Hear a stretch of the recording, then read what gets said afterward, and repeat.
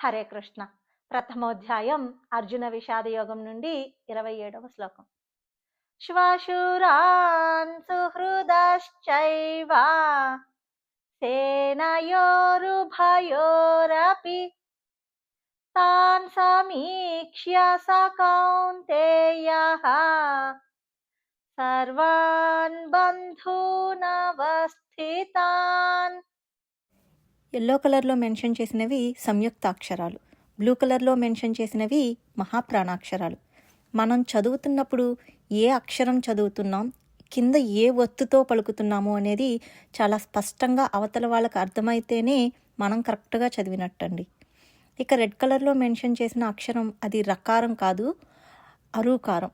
కొంచెం తేల్చి చదివితే అరూకారం సౌండ్ వస్తుంది.